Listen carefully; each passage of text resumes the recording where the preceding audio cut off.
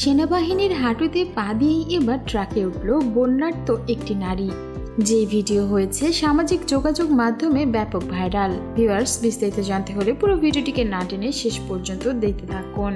সম্প্রতি বন্যার সঙ্গে লড়াই করছে বাংলাদেশের মানুষ, সঙ্গে সেনাবাহিনীও যুক্ত হয়েছেন। তারা অক্লান্ত পরিশ্রম করছেন সব সাধারণ মানুষদের উদ্ধার করার জন্য। আর সেনাবাহিনীর এমনই একটি ভিডিও ভাইরাল হয়েছে, যেটা নিয়ে এখন সামাজিক যোগাযোগ মাধ্যমে চলছে প্রশংসার ঝড়।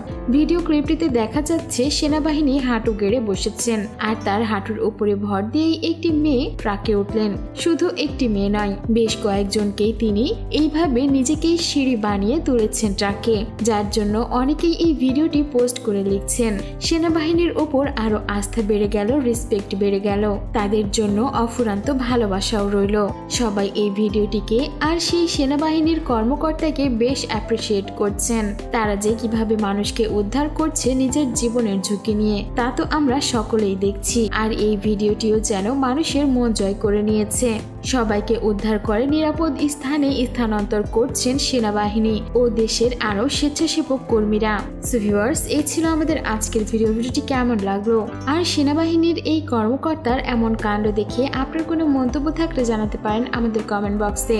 আর বিনোদন জগতের এমন লেটেস্ট আপডেট পেতে আমাদের চ্যানেলটিকে সাবস্ক্রাইব করে আমাদের সঙ্গেই থাকুন। ধন্যবাদ।